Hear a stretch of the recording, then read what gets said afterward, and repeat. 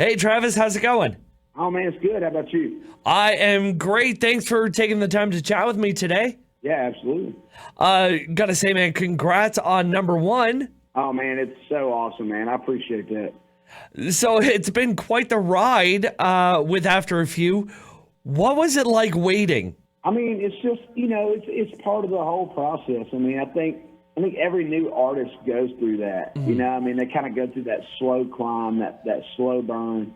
And, I probably wouldn't have had it any other way. I mean, I learned so much about myself, about who I want to be as an artist, about my relationships with country radio, and, how to make great friendships there. And, you can definitely do all that in 65 weeks on the charts versus, 30. So I think having it that long really was a blessing.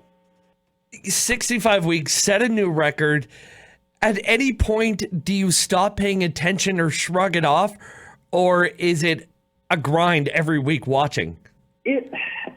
Honestly, I think it's kind of up to the individual how they want to handle it. For me, I really tortured myself on my first single, watching every week, getting worried and beat up about it.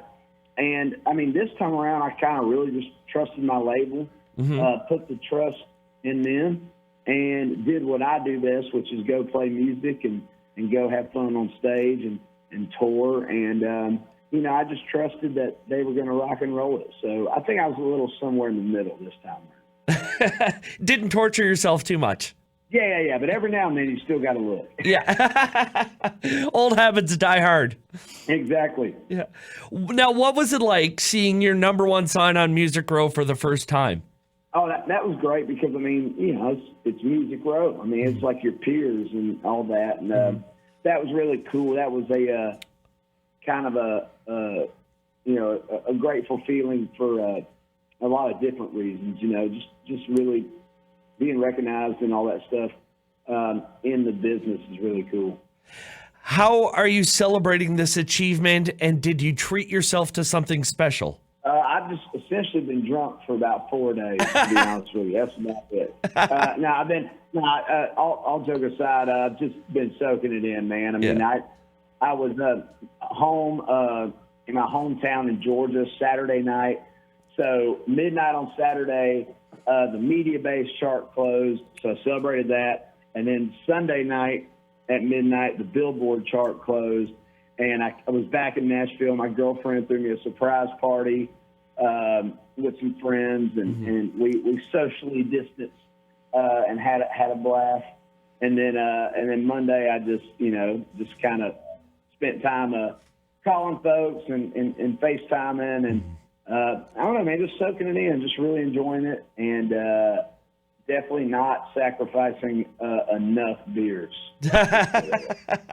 Well, enjoy a few. I got to say also, congrats on the 9-pound bass you caught recently. Yeah, that might have felt just as good as being number one. That was pretty wild. I bet it did. Now, you got any tips for us amateurs that so we can snag a lunker like that?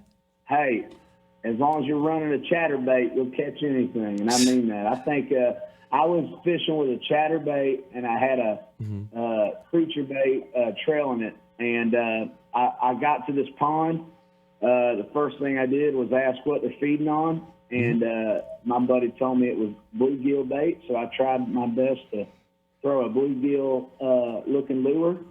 And my daddy told me, he said, my dad always said, fish what they're eating. So I think that's the best advice for sure. Fish what they're eating. I like that. Appreciate that. I'm going to go with that. Now, with everything that's happened recently, Travis, the COVID and everything going on in the world, what have you learned about yourself? Well, I mean, honestly, I think what I've learned about myself is just that, I don't really take breaks. I mean, I'm kind of a head down, nose to the grindstone kind of guy.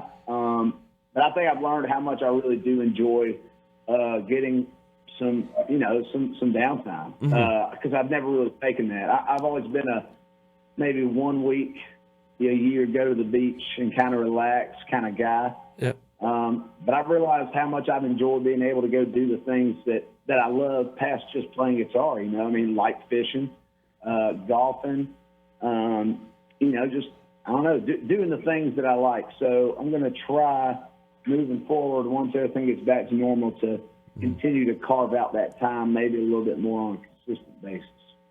Now, being a guitar guy, I'm sure you have a bit of a collection. What is your favorite guitar that you own? Man, that's a good question. I would say, I think my personal favorite, just purely based off of badassness, is I've got an Elliot Easton Signature SG, Gibson SG. It's like white cream and all gold hardware with a huge tailpiece on the bottom. Nice. And I actually don't play it a ton. I mean, on stage, I just trust my Les Pauls, and so I kind of always play those. But man, when I do play that SG or I post a picture of it, I mean, that's the one that people are like, "Oh my God, that's beautiful!" Like that. I mean, you know what I mean? And that's so I think that's probably got to be my favorite. Awesome.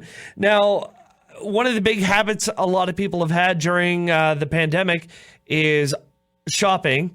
What is something you've bought way too much of during the pandemic? Way too much of fishing stuff. For sure. I've gone to Bass Pro Shops probably at least twice a week for the past 3 weeks. Yeah. And that makes sense as why you caught that big old bass. Hey, exactly. I don't know if the amount of money per pound is going to add up really right, but hey, whatever. You know, we caught it. Amazing, man. Really appreciate your time. I've been a fan since I came across David Ashley Parker from Powder Springs. Recently been hooked on Abbey, playing that constantly in my car. I appreciate your time today, and again, congrats on #1. Hey, thanks, man. I really appreciate the support, and I appreciate you digging the music. Awesome, man. You take care, and good luck fishing. Yeah, take care, buddy. Thank you.